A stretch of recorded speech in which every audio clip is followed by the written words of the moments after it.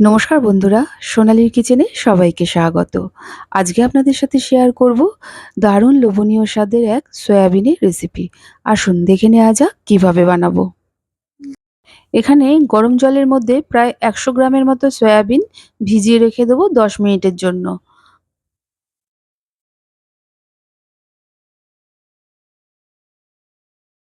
এবার একটা মশলার পেস্ট বানিয়ে নিতে হবে। এর জন্য 10-12 কোয়া রসুন নিয়ে নিলাম, সাথে হাফ ইঞ্চির মতো আদা কুচিয়ে নিয়েছি, সেটা দিয়ে দিলাম। একটা বড় সাইজের পেঁয়াজ কুচিয়ে নিয়েছি, সেটা দিলাম।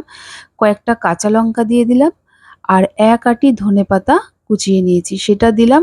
সাথে 1 টেবিল চামচ সাদা তেল দিয়ে একটা মশলার পেস্ট বানিয়ে নেব। এই সাদা তেলটা দিলে মশলার টেক্সচারটা খুব সুন্দর হয়। দেখুন মশলাটা কি সুন্দর লাগছে। এখন এটাকে একটা সাইডে রেখে দিলাম। এবার যে সয়াবিনগুলোকে ভিজিয়ে রেখেছিলাম সেটাকে এখন ভালো করে ৩-৪ বার ধুয়ে নেব।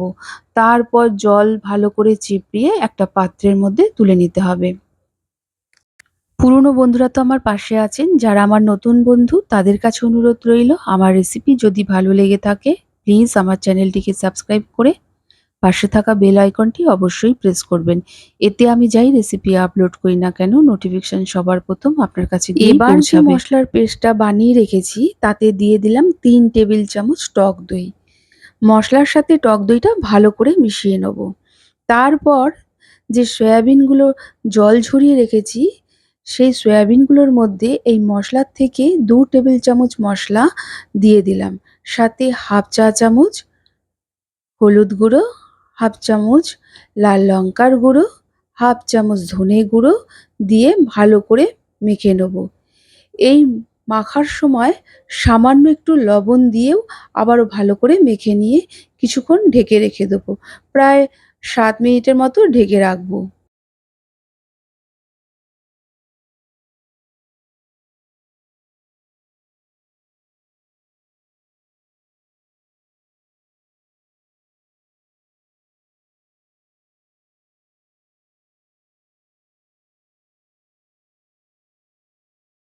এবার কড়াইয়ে দিয়ে দিলাম 1.5 টেবিল চামচ সাদা তেল।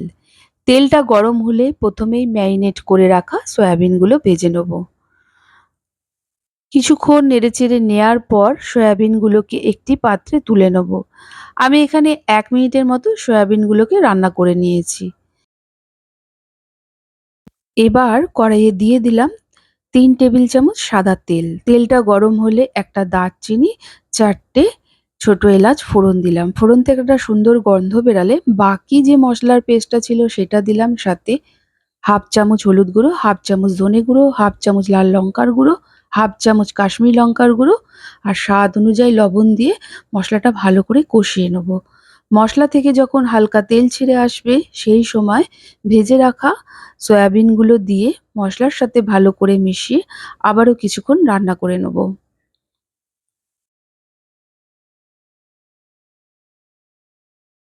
সয়াবিনের একঘেয়ে রেসিপি খেতে ভালো না লাগলে বাড়িতে একবার হলেও এইভাবে বানিয়ে ট্রাই করবেন।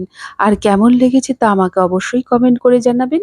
ভালো লাগলে একটা লাইক ও প্রচুর শেয়ার করবেন।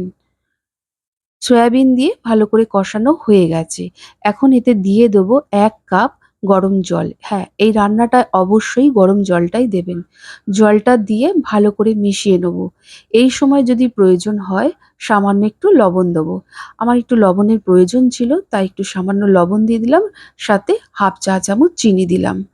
চিনিটা আপনারা আপনাদের পছন্দ মতো ব্যবহার করবেন।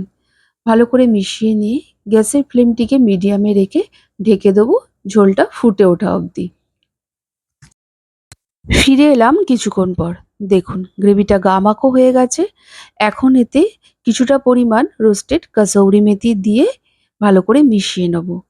তারপর নামানোর ঠিক আগে 1 টেবিল চামচ ফ্রেশ ক্রিম দিয়ে হালকা হাতে একটু মিশিয়ে নেব।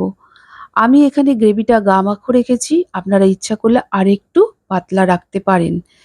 আর আমি এখানে যে ফ্রেশ ক্রিমটা ব্যবহার করছি এই ফ্রেশ ক্রিমের পরিবর্তে দুধের মালাইটাও ব্যবহার করতে পারেন। এবার গ্যাসের ফ্লেমটিকে অফ করে কিছুক্ষণ ঢেকে রেখে দেবো। আমাদের সম্পূর্ণ তৈরি হয়ে গেল আফগানি সয়াবিন।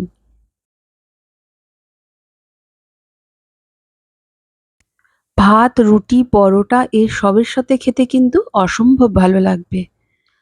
আজকের মতো এতটুকু। আবার হাজির হয়ে যাব নতুন কোনো রেসিপির সাথে।